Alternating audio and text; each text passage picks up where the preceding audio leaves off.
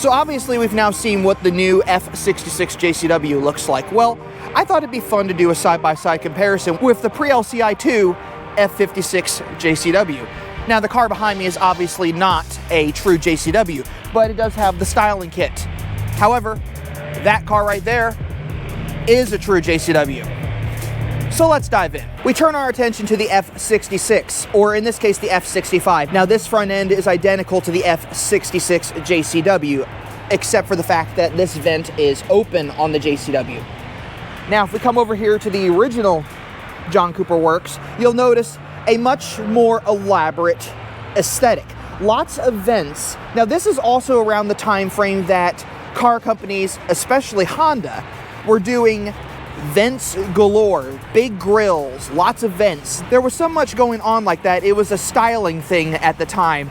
It seemed every car maker was trying to outdo the other, and Lexus was very good at this. So they had big grills, lots of vents, and that was the way a lot of the other car companies were doing it. So Mini was no exception. In 2015, when they launched the JCW, they also did lots of vents on the front and even down the rear. Vent, vent, vent, vent. And they weren't functional vents. They were fake.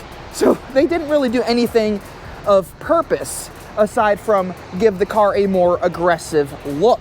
So when it came time to redesign the cars for the 4th generation, they went with a more clean aesthetic.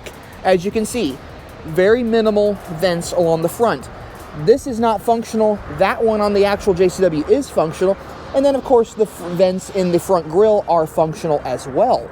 If we come around to the back, the diffuser is very different. The whole rear bumper is very different. It's a very minimalist aesthetic. No vents anymore, just a nice rear diffuser. Even my JCW has just a rear diffuser and no additional vents. Nothing in excess, nothing that is not needed.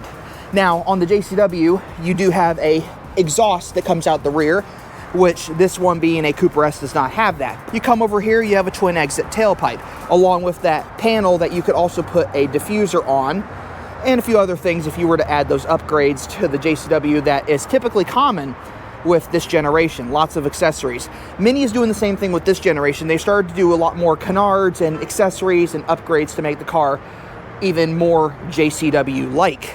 We come around to the sides, and you will notice that the wheel arch right here is narrower than the original wheel arches, which are much taller. I thought they had made the car higher in the front. They didn't actually do that. They just made the wheel arch smaller in the front. The result is it looks a little monster truck-like, a little taller than it needs to be.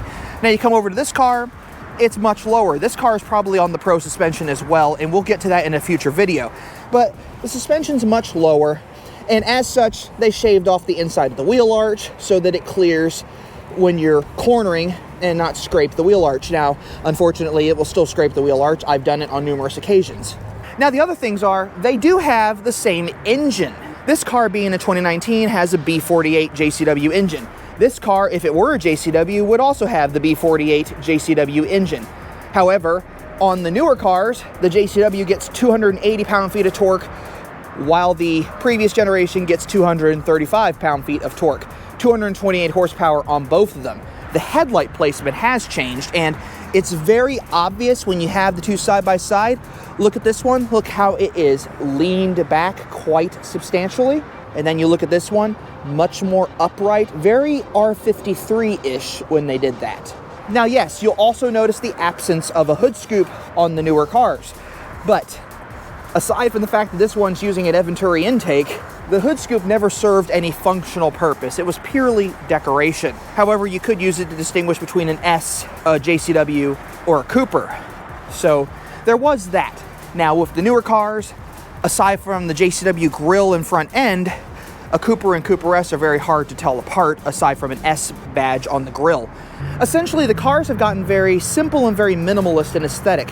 It's really dramatic when you see the two side by side how different they look.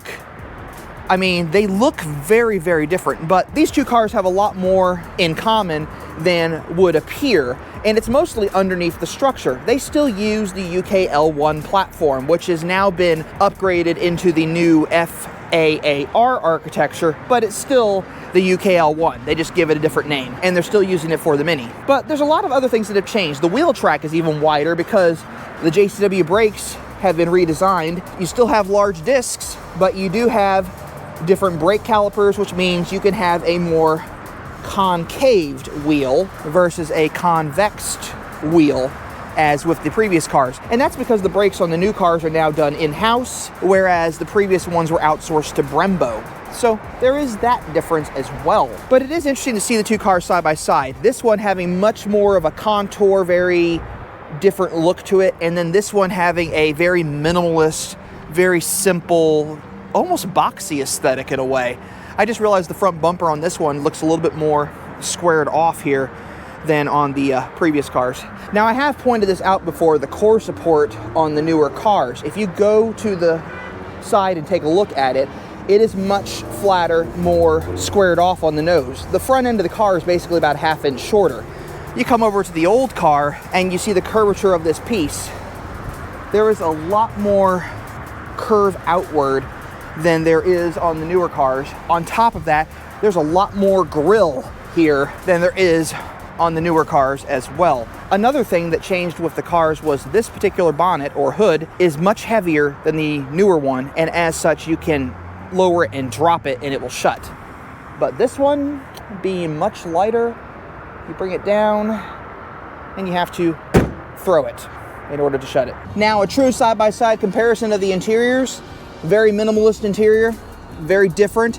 I do love the way this interior looks. I think it's very comfortable as well. Over here with the previous generation, very different JCW buckets, very different interior overall, very different aesthetic. And there you have it. Regardless of which generation you choose, it's still a JCW. It's going to be a fantastic car. There are differences, obviously, and it's fun to be able to come out here and actually see them side by side and see just how much has truly changed between the two cars, but yet you can still figure out similarities between the two cars as well, and that's the beauty of the brand. The cars always harken back to the previous generation in some way, shape, or form. You look at the front end of this car, unmistakably, that's a Mini Cooper. You look at the front end of this car, same thing, unmistakably a Mini Cooper. And there you have it. Two fantastic little cars here, and this car has gotten my attention. That's gonna be in the next video. So if you like what you see on this channel, check out more content at the end of this video. And thanks for watching.